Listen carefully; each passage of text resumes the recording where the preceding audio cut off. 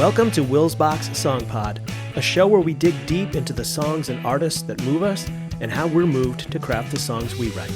I'm Tim Wilsbach, and I write, release, and perform music as Wils Bach, and you can find me anywhere you stream music. Let's dig in. My guest today is a soul rock singer-songwriter from Albany County, New York. He's released 6 albums since 2018, but to fully appreciate his artistry, you'll need to take a look at his YouTube channel, where you'll also see that he is not just a multi-instrumentalist and performer, but a showman, an actor, a director, a producer, truly a multi-hyphenate artist. In 2023, he was featured and mentioned as part of NPR's Tiny Desk concert with his very meta song about the same, Don't Quit Your Day Job. If there were any level of creative justice in the world, he'd be a viral sensation in the best possible way and be able to do just that, although it turns out that maybe he's done that already, and we'll talk about that. His singing voice is emotive and captivating, as is his artistic voice. I'm so looking forward to a conversation with this super creative guy. Please welcome to Wils Bach's Song Pod, Bryan Thomas, also known as Buggy Jive. Buggy, how are you? I'm doing all right. Good to see you. I'm excited to have you on the pod this morning. So I first heard of you. I have a friend that named Gio that runs this thing called Truck Stop Mixtape. And he's doing all kinds of creative stuff, typically inviting other artists on to his little YouTube channel or his podcast or whatever. But he showed me, he put on his pod this video that you have called How to Write Another Song About the Moon. That's just this beautiful song, and really kind of what we do here on this pod, which is talk about how the songwriting process goes and how the creative process goes. And it's almost like a little mini documentary on how, maybe not how you write a song always, but how you wrote that particular song. So that once I found that, I was like, I really am digging this guy and I need to talk to him. So yeah. Talk to me about that song. I know how that song came up because you say it, but let's talk about that song a little bit. Yeah. There is a real sadness behind it because I came up with that song shortly after, it was like a day or two after one of my local music heroes and mentors had passed away kind of quickly from and unexpectedly from cancer. And I think that same night, and her Caroline Johnson, Mother Judge, just an amazing musical force and a brilliant songwriter in her own right, but also just a very big in like inviting people and engendering like the community and really big in the community arts locally. So it was a tremendous loss. And I think it was like 2 days later where I got an email that another one of my mentors was sick. And the email just said kind of cryptically that he had to pull out of a little songwriter event that we were having. And then a couple months later, he was gone too. But it was kind of, being shell-shocked by the one loss and then the other one. And it was just a weird thing. I was at gymnastics practice with my daughter, and I had gotten that email, and I came home, and my wife goes, "Oh, it's supposed to be a full moon, like a super worm moon or something crazy. We should go look at it." And I was like, yeah, maybe. I don't know. I was just like kind of indifferent. But then I was just thinking about, the imminent loss of Caroline's husband. Like he had just lost his partner. So it was just, I started thinking more about their partners and how they were dealing with the loss and the imminent loss. I don't know. That was the kernel of the song. Like, take those moments when you can. And for whatever reason, like I wrote down what my wife said, we should go outside and look at the moon. Mm-hmm. And then, my indifferent responses, I've seen the moon before. I'm good. Yeah.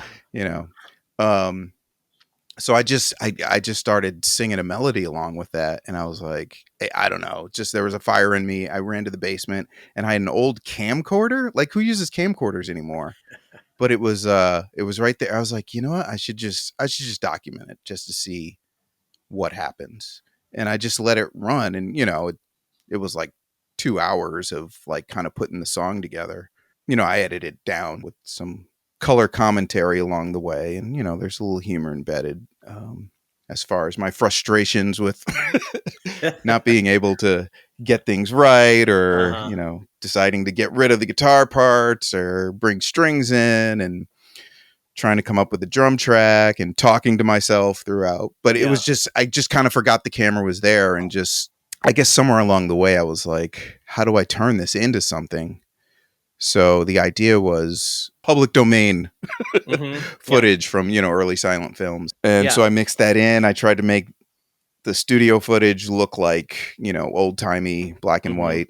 Yeah, so that it was fun to put it all together, and I'm glad I captured it. But yeah, there was like an underlying sadness to it. And that absolutely comes through. I mean, I think that's Yeah, why not only is it's well put yeah, together and crafted as a music video, but what keeps you watching it too is that there's that emotional yeah, connection that you're feeling. And when I came to it too, I mean, hmm it yeah, was 2021, 2020. It probably, was right around, when we were yeah, all still hiding in our houses and yeah, people were dying. And yep, yep, yep. so yeah, it was just kind of a time, and but Hmm. also big enough that it wasn't like people are dying from COVID and that's what I'm singing about. It was Right, this bigger thing, which right, is yeah. to me is always the hallmark of a great song, when you can It's oh massage well, that up. thanks, man. And then you mentioned there's some humor in there too, like you've Mm. got the thing about the, oh no, it's in C, uh, Ah.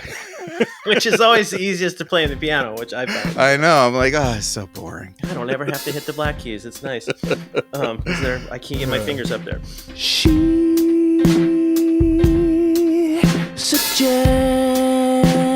suggests we step outside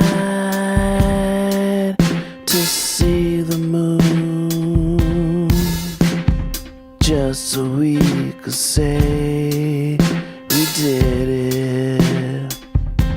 I've seen the moon before. You mentioned in there too, you shape the chords around the melody. So when you're writing a song, is that kind of typically how you start? Do you typically start with the lyric and a melody, or how do you approach a song? This particular song was kind of backwards from the way I usually work, because I kind of started with a lyric and a melody, and I kind of built it around that. Just because I feel like the music needs to be different and interesting to me.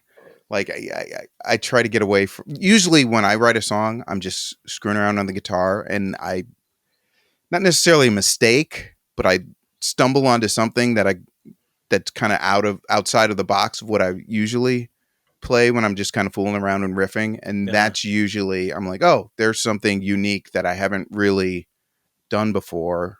Let me see if I can develop that. And then separately, if I come up with lyric ideas, I'll jot those down in like an iPhone note or somewhere, so that when the music and the chords and the rhythm come to me, I can look over to my notes of lyrics and hmm find one that kind of matches the feel and the groove of whatever riff or chord progression or groove that I've come up with on the guitar. It is interesting that like that video is kind of the opposite way of how I usually work. I usually uh, start with the music. yeah, but sometimes whichever way it finds you is Yeah. is Oh the way yeah, that's going to work definitely. that day. Yeah. So yeah, Yeah. and it's Yeah. kind of nice to break it up a little bit sometimes, to just get a Hmm. different creative direction maybe. Yeah. That was part of it. I mean, I'm like obsessed with creative process. It's funny, Yeah. like a friend, I was out with a friend of mine, and he was talking about um particularly like how with Prince, since he passed, the estate has released like all these piles of songs from the vault of unreleased stuff that we've never heard before. And he was asking me, are there good songs in there? Like any stand out? And I'm like, I'm not really even listening to them for like song quality. I'm listening to them in the context of like, this was between when he did Around the World in a Day and the Parade album. And I'm thinking much more about its place in the history of his career and how it fits into his creative process, as Yeah. opposed to, is this a good song or not? Like, I don't even know at this point. I'm just listening, more, and it's almost like as a historian than Yeah. It's music study almost. appreciator. Yeah. Yeah, Right. yeah. Yeah. Oh, definitely. He Uh, definitely takes me to school. Yeah, for Sure. sure. All of us. Yeah, Yeah, it's almost like a museum piece, right? Like he didn't want it out in the world or wasn't ready for it to be out in the world yet. So yeah, right. it's just like, well, we don't have that artistic and creative force anymore, but yeah, now, but Hmm. we can dig through, Right, what's left right, and see what we can learn. right. There's one piece that I think he did release on one of his I think it was on the Crystal Ball project. But there's an extended version where the beginning of it is he's directing the band. Like he's telling them when to come in and how to build up before he starts singing. Yeah. And that's like gold, Yeah. Like, and the song is like one of my favorites of all time. And yet, like, to hear him like directing the band like that, like in the studio, that's like, you know, you're a fly on the wall for the actual creative process, which Right. like I completely appreciated. Yeah. Yeah. Yeah. That's neat. You like kind of see the Yeah. guide wires when that they erased when it got finished. Right. Right. Right. Right. Right. So you're a big Prince fan. I know you're also a big Joni fan, which Yeah. Yep. yeah. I don't really know any Joni, which is a terrible thing for me. I should probably dig into her catalog a little more. I think I hit her at the right time. Like, and it's funny because I mean, I always liked like the song "Help Me." I just remember, to date myself, like I just totally remember that being on like 70s radio. So like getting ready for school, the AM radio's playing, you're listening for the weather report to see if school's closed. And Yeah. like, I hear that song and those horns, and it's like a time machine. It's like this. So I always kind of loved that song. Yeah. But I didn't really know much of her other stuff too. And then when I started really getting into Prince, he would always drop these hints of how much he was a fan of hers. And Hissing of Summer Longs was his favorite album, or the last one he liked all the way through anyway. And then he name checked her in on the Sign of the Times album in the song "The Ballad of Dorothy Parker," which is like one of my favorite songs of all time. So that I was like, okay, all right, Prince, I'll check her out. And I think she hit me right at the right time because I was getting more into songwriting. I just bought an acoustic guitar, and I was really impressed with like her playing and the different tunings and the way she would just created this different sonic energy, the arc of her career. It's like every album is different. I mean, she started more in that traditional folk world, but then she moved more into like fusion and jazz and world music. And it just, I mean, she was sampling back in, 75 before anybody was really even thinking about that kind of stuff. She's just a deep, deep body of work that she's created, and her lyrics are just like, they're the gold standard. Yeah. For if you ever see an interview with her, I mean, she speaks in poetry, so it makes sense that her lyrics are so evocative and descriptive, and they just really get to the heart of what the hell she's talking Yeah. about. So So I really dug it. But if I had come to her like a little earlier or a little later, it might not have hit the same way. Yeah. Like some of the early stuff, like the Helium. I mean, I love those songs, but you can tell she's coming from that school of like who can sing the highest kind of thing, like in the folk clubs or stuff. But the 70s is kind of the 70s records are kind of the sweet spot for me. When did you come to her? Like when in your journey of being an artist? I think I was probably like 24, 25. Okay. A couple years out of college, which was. And had you been you'd been writing already, or? I'd been writing. I don't know if you could. Yeah, I guess you could call them songs. But I mean, like when I was in bands in high school, we were mostly doing covers. Yeah. I would kind of do my own thing on the side. I wasn't really a guitar player back then. I was more of a keyboard player. So I had a little Fostex cassette 4-track recorder, and I'd do my little songs like, with a little Casio keyboard and stuff. But they were always like, kind of quirky and jokey, and I don't know. Yeah. Just they weren't Like I won't be digging out any of those songs Right. to record for the next album. Like Right. the guitarist in my band in high school, this was several years ago, but he's like, oh my God, I found like a bunch of our old stuff. And I was so looking forward to hearing this stuff. And I played it. I was like, oh my God, oh my God, oh my God, this is terrible. I'm like, what? Yeah. We did this in front of people? Like, and it was mostly my vocals that I was just horrified by. Yeah. I was like, I can't believe they made me the singer of the band. I'm like, I can't, you guys, this was just mean. I still get like, so yeah, it wasn't very polished. And, but yeah, by the time I hit Joni, I was definitely starting to understand more of what a song was. And by the same token, one of the things that drew me to her was her willingness to, not just do the verse, chorus, bridge, verse, chorus, her song structure alone was, Yeah. She's breaking out of patterns and just being a little different. Yeah. She just hit me at the right time.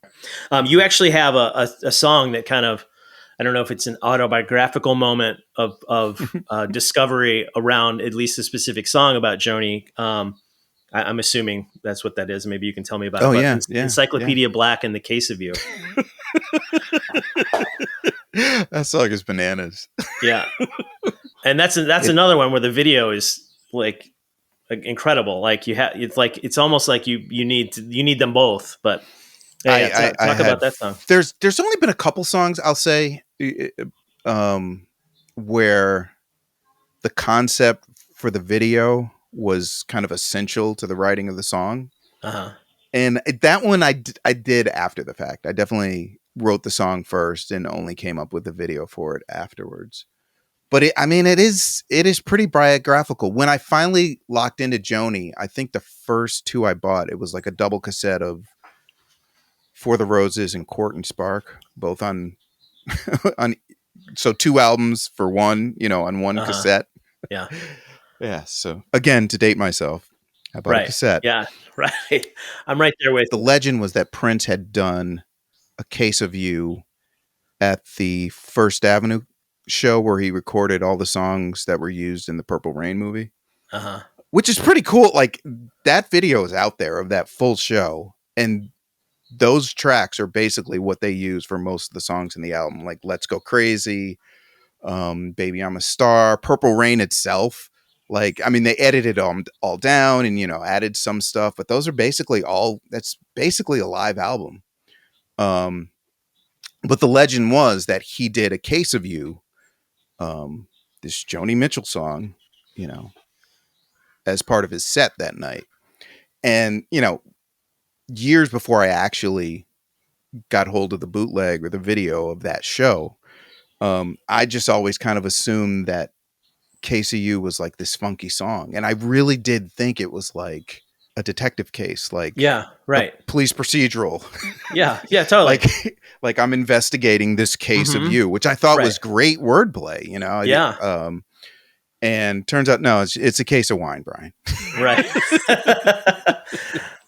It's not. It's just It's So when I heard the song, I thought, and began again because of my stupidity and assuming that it's Prince, so it's probably some funky "A Case of You, I'm investigating." So when I came up with that, again, I was playing the guitar and I was just, I don't know, I think I was just doing. It was standard tuning, but for some reason I wasn't really playing chords. I was just holding my fingers over the strings, just like. Oh, you can't see anyway. I mean, this is video. I can see you. Okay. Yeah. But I mean, for the podcast, they can't see. Yeah, we'll put this. Yeah, it'll be up on YouTube too. So. Oh, okay. Okay, cool. Yeah. So I was just doing this kind of thing, just like. Yeah. And I was like, oh, it's kind of funky. And I'm like, it kind of like in the moment, I was like, this sounds like what I heard in my head. This is what I thought a Case of You was going to be. I thought it was going to sound more like Prince's Ballad of Dorothy Parker, which is the song where he name checks Joni.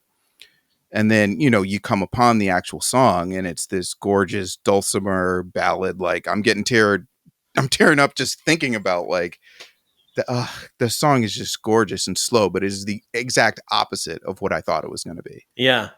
So that was so then I got the idea to write the song about discovering Joni that way, or discovering that song anyway, as being the complete opposite, but in its own way, like teaching me more about songwriting than I ever expected. I came in thinking I'd have a funky thing I could dance to, and then she just ripped my soul apart. Right. Yeah. It's almost this Inception level of like, you're looking at it from Prince liked this song and I like Prince and he's name checking her, so I'm going to check. Yeah, and yeah, it's cool how you can weave that kind of expectation in, and it's almost like an emotion can grab you from one end when you're looking over here, and it's pretty cool how that can happen sometimes. And that's the lyric: "Love is already funky." Right. You don't need to funk it up; it's already funky, baby. Like encyclopedia black, I'm trying to solve this case of you. It's a brand new mystery for a kid detective to investigate. Like an purple Bravo prequel backing into blue. As the beat inside my head begins to syncopate. But love is already funky, so when you go to paint it, you don't need nothing extra. If you try too hard, that ain't it. I dropped the needle for the first surprise. I gotta wait for track 9. Right out the gate she say she alive. And all she want is to get up and buggy jive. I could do that. Do you have training as a cinematographer, as an editor? Is that part of your trade in any way? Because you're very good at it. I kind of stumbled into it. My first full-time job out of college was at the local PBS station. Okay. And I wasn't by any means like operating cameras or anything, but just by osmosis, like you learn things like composition and pacing and editing, just watching other people, putting shows together. And a lot of it was just learning on the job, as technology got better and it was much easier to do editing, on a computer, some projects kind of fell my way and I'd have to make my way through them. It became a pretty big chunk of my portfolio at work at one point. And I was like, I got to back away from this because it's hurting my soul. Like there was one project I had and there were like 10 people and I was trying to make art, because, I'm an artist. Yes. Right. Like, oh, we don't know. We need this in there. Oh, we need this guy because he. It's like, but that is hilarious. That's hilarious. How can we squeeze this person in? Yeah, I'm making art. Leave me alone. So I don't know if you know this, but I'm a television editor. Yeah, that's my gig. So yeah, and that's what it is. It's you create this thing, and then you have literally, anywhere from 6 to 8 people at different levels of the organization, the production company, the studio, the network, all of it, weigh in and tell you all the things that you did wrong, or you have to put this in here. And you're like, no, that's not the story. That's. I will say though, for my latest record, I have a couple ideas that I haven't gotten to jump on in terms of produced music videos, but I kind of want to back away from the music video thing a little bit. Just like the next project that I am going to do when I find the time is just set up outdoors somewhere and just do solo acoustic versions of some of the songs from the record, just to kind of keep it simple and focus on the song. Although, there are definitely a couple that I have on the side that I'm like, I should turn this into something more. So we'll see. Hopefully within the next 6 months, time will stand still and I'll have time to. Yeah, right. That's the trick, right? It's finding the time. Yeah, I'm the same way. Like I have all this, 20 years of background in the, video and TV film production, and I've done exactly one music video, and that was just super down and dirty. Gio came over and we pointed an iPhone as I'm like floating in my pool, basically. Like it's the production value is bare bones. So, but yeah, it's a time thing, right? It's just a matter of it's always a time thing. Yeah. Another super interesting video that you did, and another very meta story is for Tiny Desk, which and you talk about this in the song, but you've got everybody asking you, why are you going to submit to Tiny Desk? Submit to Tiny Desk. So it sounds like in Don't Quit Your Day Job, you finally gave into that request, and you have this song in this video. So tell me about Don't Quit Your Day Job. Yeah, that was one where the concept for the video and the writing of the song definitely went hand in hand. Because I mean, even in the second verse, I'm talking about there are 4 of me here. Yeah, right. That's super meta. So I didn't know how I was going to shoot it, and I went through a couple of configurations when I finally settled on like the 360 camera and just being kind of in the round and just panning around to all 4 of me playing the song. But I knew like every year it would come up, and like people, I wouldn't say all my friends, but like, you should have you ever done Tiny Desk? You should Tiny Desk. It's like, I don't know. But, I figured I kind of found a way to hack in by writing about. It's another Joni Mitchell trick. They're like, we like the record, but we want a hit. Can you write us a hit? And she's like, Oh, I'll write a song about DJs. You turn me on, I'm a radio. I mean, she totally wrote that because she knew the DJs would, dig a song about DJing in the radio. So, and it worked. So it was my way to kind of hack in. I was like, I'll write a song about Tiny Desk for Tiny Desk, and my ambivalence toward, contests and American Idol and those kind of things. I never feel like the kind of stuff that I write and do kind of fits those songwriting contests, voice contests, kind of. I just feel like what I do doesn't necessarily fit what those contest judges are looking for. Yeah. They're looking for the big, easily digestible, big hook kind of pop song, and what you're doing is definitely more. It's got a more emotional weight to it. Yeah, I will say the Tiny Desk is. I mean, they're pretty good about art over commerce in that respect, in terms of the contest and what's won over the acts that have won over the years. Yeah, but even then, I just feel like I don't necessarily write the kind of songs that lots of people want to listen to. I don't. Yeah, right. You know what I mean? It's kind of I totally know what you mean. Niche. Yeah.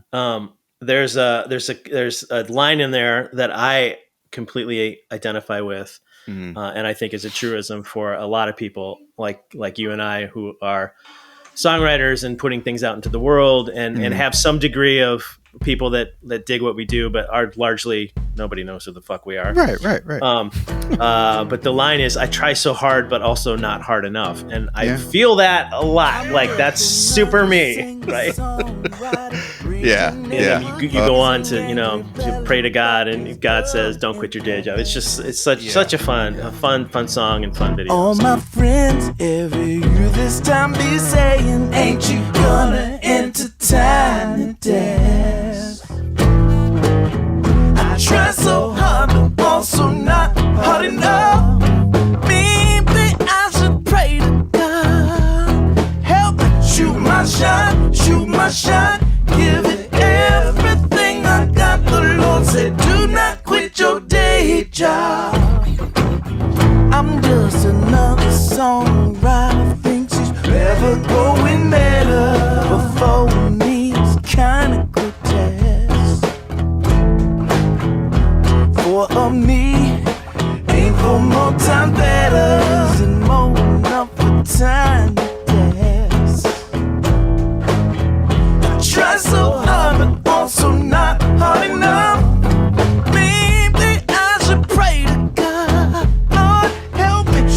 my shot, shoot my shot, give it everything I got. The Lord said, do not quit your day job. Yeah, I think when I came up with the God rap, the God flow, I think that helped put it together. Like, Yeah. pull it like God answers back. Right. Mic check one, mic check, Buggy. Check your ego behind that tiny desk. Got the nerve to compare your day job to Job's distress. Regret sucks when it comes from success. You wanna retire by the loophole of 5-0 and join that fire community gang. But beware the backyard gold bearing the pretend trend, seeking immunity from everything. Seeking actions without consequence, acting with impunity. Equality ain't equity, ain't equal opportunity. We quote the dreams of a king without fail, cause they ain't never heard no letter from no Birmingham jails. Acting a fool like Atticus and Act 2, seeking Tom Robinson's acquittal, while still getting paid $15 million a year to tell all y'all to shut up and dribble. So stand your ass up. And there's a lot of that in a lot of your songs too. That element of tongue in cheek. I don't want to call it comedy, although it is to a degree. It's not Weird Al by any stretch. It's just a little wink. Like I know what this is. I'm not taking myself too seriously while I'm also taking myself seriously. So is that an important element for you that you focus on? I think humor, and especially humor versus comedy, like you say. Like I don't always get off on like funny songs per se, but I do like a sense of humor in, here and there, and a knowing nod and a wink. And again, going back to, we keep going back to Prince and Joni, were the masters of dropping like this, hilarious stuff in the middle of, and not, a lot of it went over people's heads, but you have a couple other in another song that I really appreciate. Ain't going anywhere. Oh yeah. The line that I love, there's a couple that I love, but and then I can kind of ask you about that song. But I got the best damn records that you never heard, which again I appreciate that, and I agree you do. And I got 12 guitars and 3 chords. Again, also guilty. But you talk about the genesis of that song, and that's another one with the fun video too. Yeah, and that was Don't Quit Your Day Job, and that one were definitely, the video was written with the song was written with the video in mind, especially as I'm going through. And I didn't think of this until way after the fact, but it kind of like mimics The Police, When the World is Running Down, you make the best of what's still around. Yeah. Because like he's like listing all these, presumably he's like in a bomb shelter and it's the nuclear apocalypse or whatever. That is how I always picture the song, but he's listing all the little things that he has in his possession, as the world crumbles around him. And that's kind of what I did. Although I did not have that in mind when I wrote the song. Sorry, Sting. I totally plagiarized you. But it was kind of fun to like go around the room and just kind of find rhymes for everything on the walls and all the stuff. And I really do have Rick James's passport. Yeah. Okay. Yeah. Talk about that. How did that happen? A friend of mine who lives in LA, known him since kindergarten, Ed Costico, what's up? I think the story was his aunt rented out their house for a party, but whoever rented the place trashed it. And in the rubble, as they were cleaning the place up, his passport was just kind of lying around there. And they gave it to Ed. And for he's the best at like the craziest birthday presents. So he gave it to me for a birthday one year. He's like, "Hey, I got a present for you." And I'm like, "What is Rick James?" At that point he was alive. I'm like, does he need this? Like, what? It's crazy. I don't know if I should be talking about this. It's probably not legal for me to be in possession of it. It's got to be expired by now, right? Like, yeah. Yeah. You're good. Definitely. But it's funny because it has his real name on it. And then in fine print, it says the bearer is also known as Rick James. It's crazy. So on your records, do you record them all there in that space that you're in? Is that you playing most of the stuff, or how are you going into a traditional studio? Or the drums I cheat on. The drums are usually they're live players, but they're like drum packages. So it'll be like Omar Hakim and here's a 3/4 beat at 70 BPM, and Right. here's a bunch of loops, from one session with him. Yeah, gotcha. So Like through that's the Splice kind or of thing. something like that. Yeah. Yeah. So what I heard is Um, Omar Hakim is playing on your records. This was what I Omar heard. Hakim, Nate Smith. I mean, it's like these are that's like amazing. world class. I stumbled on those because I was recording some song, and I was like, oh, it'd be cool if I had like a Bonham break right here, like when the levee breaks. Yeah. And that's how I found this site, because they had like a Bonham drum package, and I'm like, what? Okay. I mean, it wasn't actual Bonham samples. It was like kind of recreating, some of his classic beats with that same big Ludwig sound or whatever. So when you do perform live, then too, do you do the loop pedal thing? Are you kind of building stuff that way, or are you just troubadour style? I try to use it sparingly, because I mean, you can easily become known as the loop guy, right? Yeah, exactly. And it's like you start the loop and it takes you 3 minutes to set up the song, and the song is only 2 minutes long. It's like I don't want to get into that too much, but I do like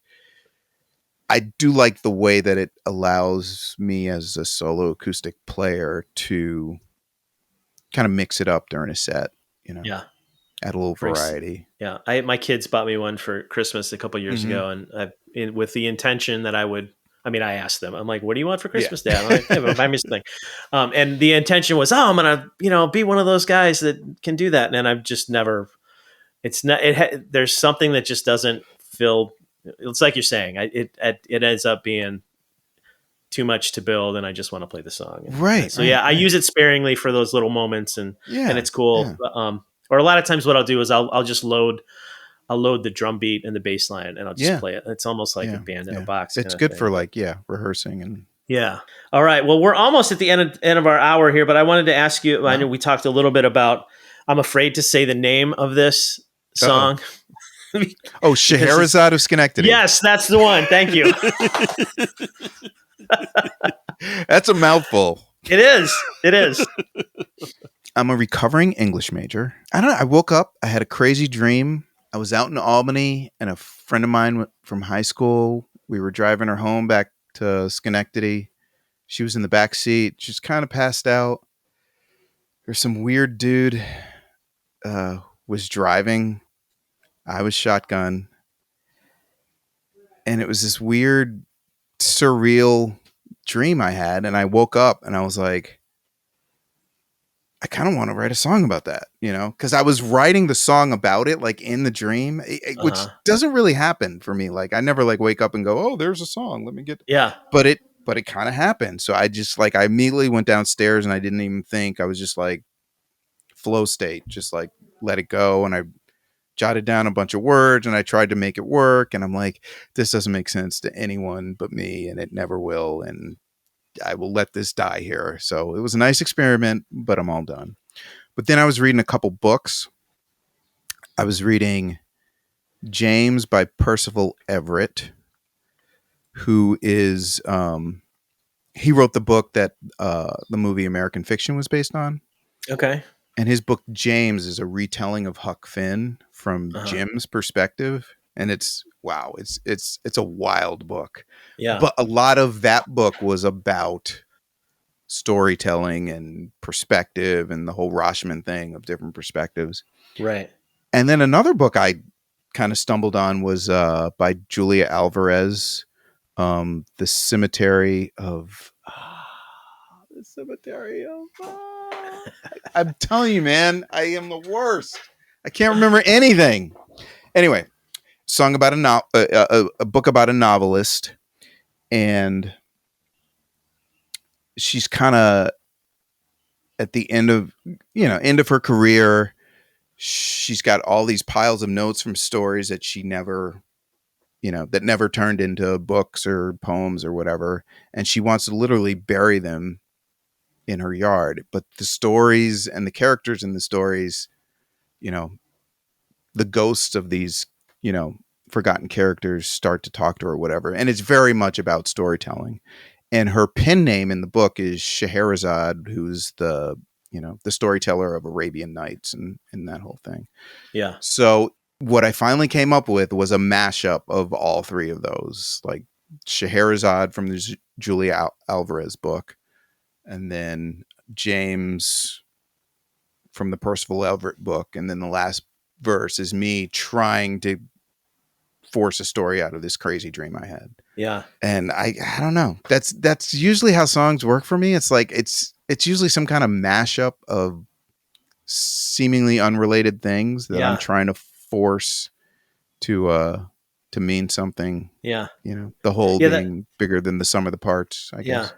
That it does. It's kind of a theme with what, at least the ones that we've talked about. There's definitely like you've got a lot of layers of different stories, and like I mentioned the what's it called, the Inception thing earlier. You're a little bit of a pioneer of the multiverse too. That's very of the time, right? Oh, that's interesting. Yeah, with your four buggies in the video. 4 buggies. How many buggies could a woodchuck chuck? So if I were a voting member of the Academy, I would have picked American Fiction for Best Picture. I thought that movie was amazing. That was a good one. So good. And there's so much more in the book too. It's like, I mean, that was the first thing when I saw the movie. I'm like, I got to read the book because there's like, and because I'm like, the movie kind of raises some questions, and then I get to the book and I'm like, oh my God, the book raises even more questions. Yeah. It's crazy. Yeah, but it was really cool. Yeah. This has been fantastic. I really love what you're putting out into the world. So thank you for everything that you're creating and putting out there. And we need more people to listen to Buggy Jive and dig into those videos that are so creative and cool. Well, thanks, man. Thanks. What's next for you? You working on any? And I you just came out. Your record came out this year.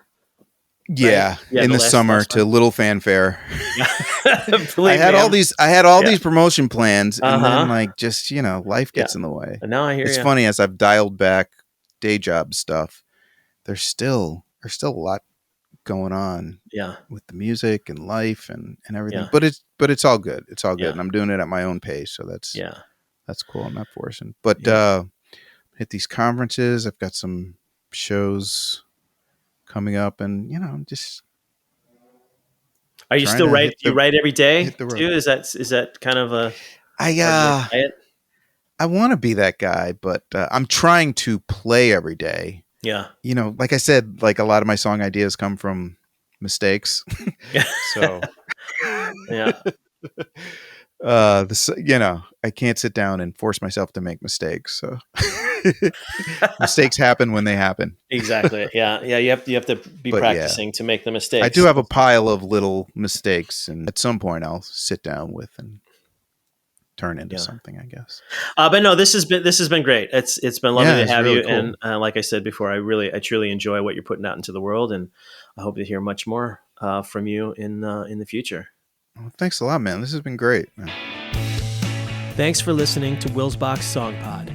You've made it this far. Please rate, review, like, love, add, subscribe, do all the things on whatever app it is that you're hearing my voice. That lets the almighty algorithm know that interesting people like you like this show, and will serve it up to other cool and interesting people. Wils Bach's Song Pod is produced by Wils Bach Entertainment, LLC. Mixed, mastered, and edited by me, Tim Wils Bach. See you next time.